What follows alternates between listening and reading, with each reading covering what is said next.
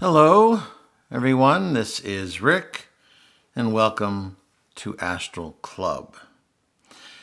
Is the U.S. hiding retrieved alien craft and bodies? Interesting subject. Before we get started, let's just talk about Patreon real quick. If you'd like to support the work of this channel, you can do so on Patreon. You get advanced episodes on Sunday, a library of downloaded episodes for your podcast app, and a Patreon email where we can talk back and forth. If you're interested, there's a link in the description. Next up, private lessons to learn how to astral project. If that is something you're interested in, be glad to send you some information about it. All you have to do is go to the description, and there's an email there, and just request information on private lessons. Okay. I'll tell you, first of all, I just want to review what we know so far. I think just about anyone paying any attention knows that there was an individual who came forward who's not some Iowa farmer who was drinking Jack Daniels in the middle of a cornfield one night and then saw a light in the sky.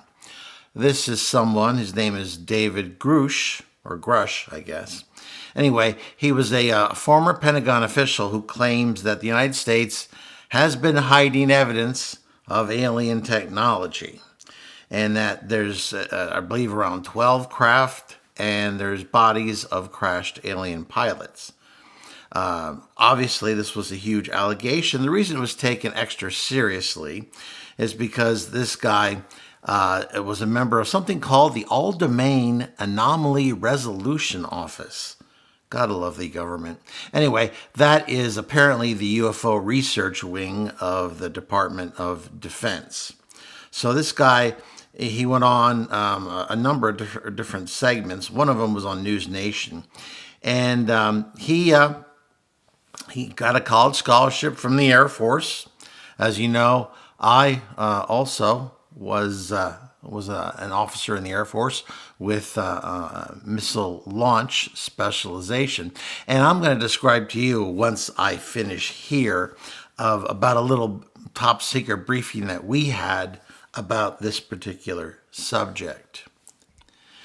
Grush went on to say that he wasn't necessarily saying that we know where they come from.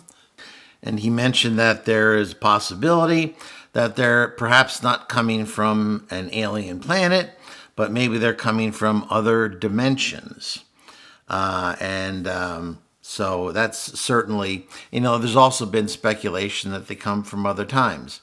There's a lot of different folks who are visiting here.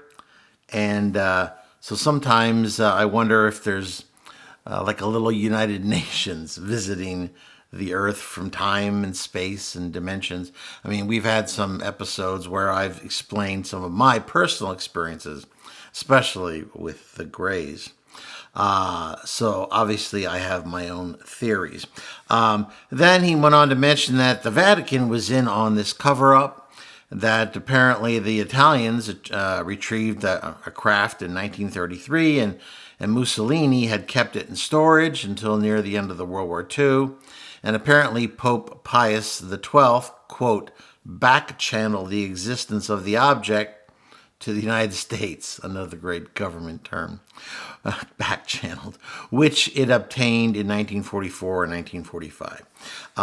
There may even be massive crafts. I know typically massive crafts don't usually enter our atmosphere. Generally, they remain in a geostationary or some other type of similar orbit. And then they send scout crafts, smaller crafts with a smaller crew, to do individual operations, whatever those might be. But apparently he said that some of these craft may be football size. Now, one thing we do know is apparently he was given clearance, according to him, to learn about this information. Let's keep in mind, though, he hasn't seen it. Now, I know the news organizations like to make a big deal about that. Like, why didn't you see it? you have to understand that everything is compartmentalized. Things haven't changed that much since the old days, 40 years ago or so, when I was around. Everything's compartmentalized. It's on a need to know basis. I doubt very few people get the full story, because, as I said, it's all compartmentalized. If you don't have a need to know something, they're not going to tell you. Even if you're the president, you're only cleared for a certain level of information. So it's highly classified, highly guarded. Anyway, he went on to say that the government has been the custodian of these craft. Apparently, they may have lent some of them out or the technology out to private industry, which is a thing. All of a sudden, some private defense contractor comes up with a brand new technology, and the government is just happy for them to take credit and then to be able to utilize the technology. The government's smart enough to know here in the U.S. that they may be good at studying and documenting some of this stuff, but they know it's best left up to private industry to figure out how it can best be exploited. Now, he went on to say that most of these run-ins they've had with these craft have been harmless, but there have been what he claimed, quote, malevolent activity by the UFOs, including nuclear site probing. And he said that people may have been killed to protect this secret, and I would not doubt that. Although I would imagine that's more of a rarity based on what I know. It's a lot easier just to intimidate someone and to threaten them with the mighty power of the Big Brother government, and generally threatening people with long terms of imprisonment, which leads me to an interesting briefing that was given to the missile launch officers when they were being trained at Vandenberg Air Force Base. We had this colonel come in from the AFOSI, which is the, I don't know if they've changed the name, but back then it was the Air Force Office of Special Investigations. And they were responsible for a lot of different things. But they were also, it was whispered that they were involved with some weird stuff. Even UFO kind of stuff. But, nobody really talked about it much. It wasn't something that was encouraged to be talked about. But anyway, this colonel came in, we had to sign this, even though we had top secret clearances at this point, we had to sign this document indicating that we were taking this briefing because we have a need to know this information, and then there was this whole section about penalties under this particular section, that if you release this information without authorization, you could be imprisoned up to life imprisonment, what have you. I doubt they'll be coming after me after 40 years. So I'm not too afraid of it. Besides, now I'm sure the information has gotten out there. But anyway, this colonel comes in and gives us this briefing. And he talks about, we used to call them UFOs back then. Now they're UAP, unidentified aerial phenomena. But back then it was pretty much UFOs or craft of unexplained origin. They used terms like that all the time. Anyway, he talked about how you have to understand how missile launch facilities work. A lot of people don't understand that. They usually place these things in less populated areas, like the Cheyenne, Wyoming area, up into the Dakotas, for instance. And this was the Minuteman III program. And what you'd have is the actual launch facility that was manned by two missile launch officers. And then there was always a security detachment that was also housed there. But the missiles weren't on site. I mean, think about it.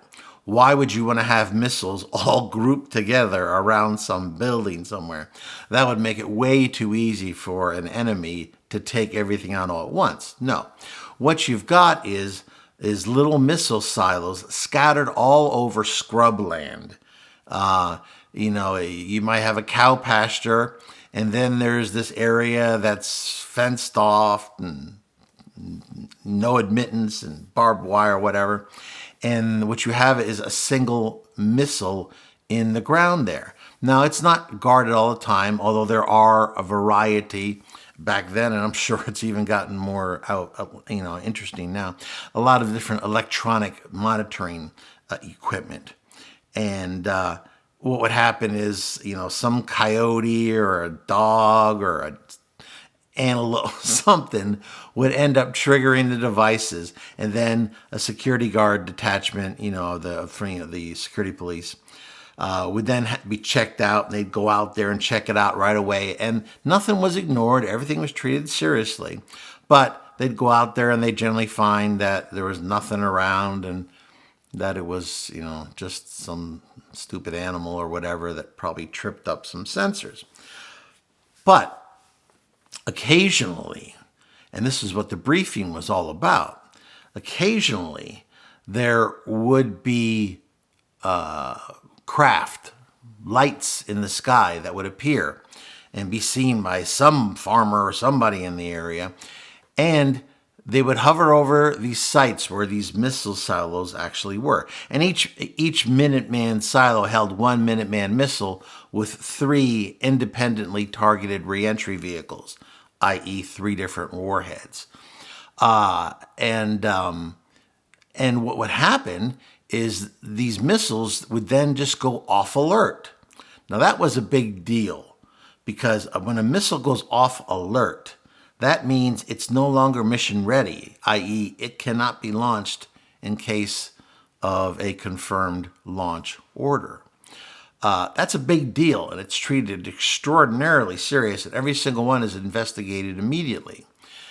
But what this briefing told us was that the fact that we needed to know that these things do happen, but we don't know why or how they took these missiles offline. And it would take a while to reinitialize them and get them back online again. So I remember after the briefing, and I was very unsatisfied by it. And I asked, is this of Soviet origin?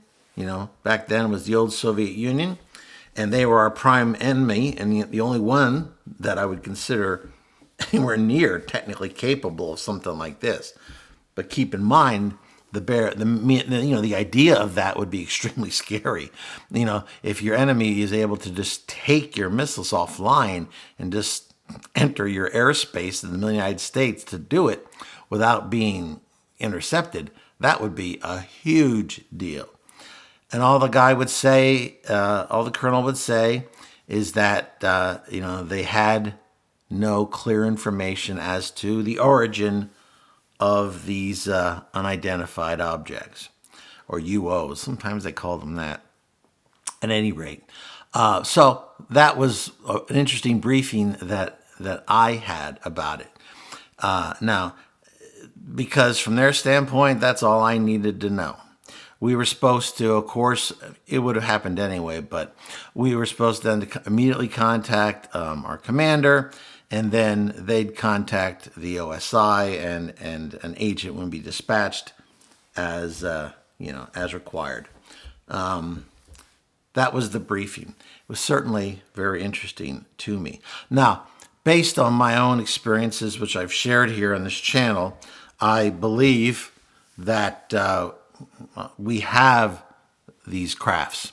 And this guy, went to Congress, and, could it be a psyop of some sort? Sure. But it doesn't strike me as that off the bat. This guy went to Congress because he's seeking their protection, and by law, they can do that. Why, the powers that be would want to allow this information to seep out to the general public is not something that I think typically they want to do. Because number one, there'd be some powerful people and even politicians who will have to answer the question, why wasn't the American people alerted earlier to these realities? Keep in mind, from their standpoint, no one who doesn't have a need to know should know anything about these retrieved craft. And the people who are making that decision are not necessarily the most democratic people that exist here in this country. So it's going to be interesting to see how this plays out. If they can find some way to discredit this guy, they will certainly do so. And I wouldn't put it past them to, do whatever it took to silence this guy. And if that's what their decision will be, it's hard to think like some of these individuals. At any rate, that's something I wanted to share based on what's going on right now and my own little personal experience with this type of phenomena based on that top secret briefing. If you liked it, please hit the like button, share it with those of like minds, subscribe if you haven't already. Make sure the bell is solid so you get notified on Wednesday and Saturday when there's new episodes. And very interested in your questions and comments. What do you think?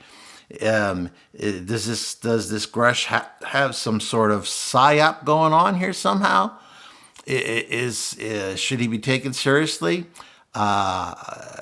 Certainly I have my beliefs, but I want to hear about what you have to say. Anyway, this is Rick, and I will see you on the astral plane.